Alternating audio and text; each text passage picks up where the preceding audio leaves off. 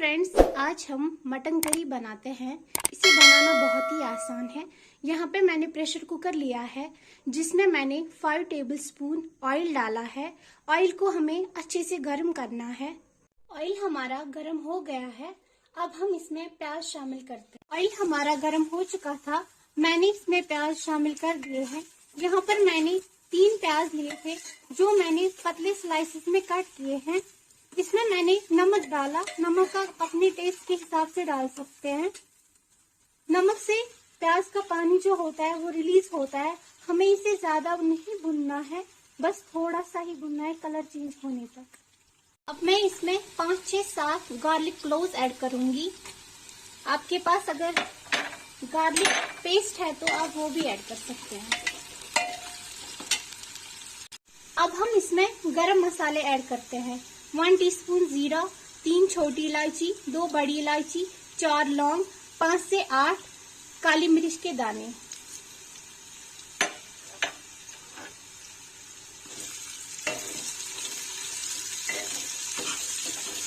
हमें इसे मसालों के साथ भुनना है। प्याज का थोड़ा सा कलर चेंज हो जाएगा, फिर हम इसमें गोश्त ऐड करेंगे।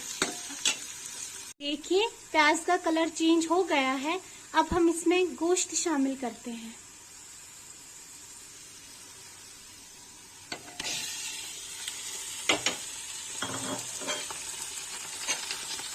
गोश्त मैंने इसमें शामिल कर दिया। गोश्त को हमें थोड़ा सा भुनना है जब तक इसका कलर थोड़ा सा चेंज हो जाए।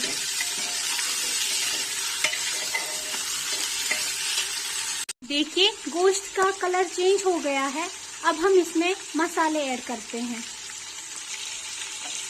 यहाँ पे मैंने 1 टीस्पून जिंजर पाउडर, 1 टीस्पून सौंफ पाउडर, 2 टीस्पून हल्दी पाउडर लिया है जो हम इसमें ऐड करते हैं।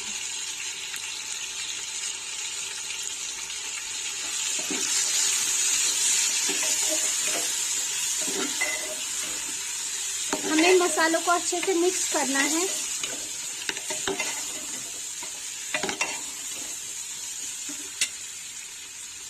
अब हम इसमें 3 टीस्पून मिर्ची ऐड करते हैं।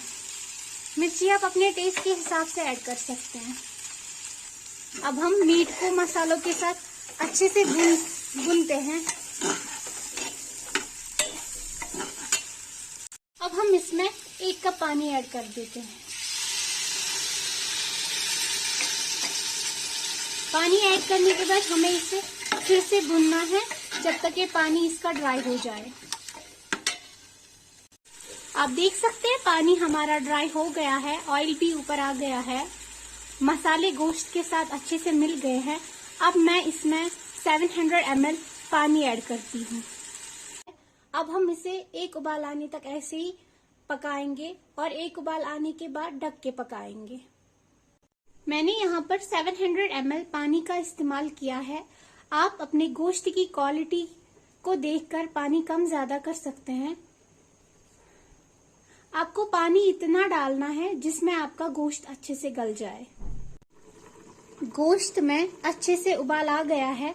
अब हम इसे ढक के पकाते हैं 7 से 8 मिनट तक, जब तक गोश्त की ग्रेवी थोड़ी सी गाढ़ी ना हो जाए। 8 मिनट हो चुके हैं। अब हम देखते हैं मटन हमारा गल चुका है या नहीं। आप देख सकते हैं मटन हमारा गल चुका है। अब हम इसे थोड़ी देर ठंडा होने के बाद सर्व करते हैं। देखिए, अब हमने मटन को सर्व कर दिया है। ये बहुत ही जबरदस्त बना है। आप भी बनाएं और अपनी फैमिली के साथ एंजॉय करें। इंग्रेडिएंट की क्वांटिटी मैं डिस्क्रिप्शन बॉक्स में दे दूंगी। अगर आपको हमारे वीडियोस अच्छे लग रहे हैं तो प्लीज हमारी चैनल को लाइक, शेयर एंड सब्सक्राइब करना ना भूलें।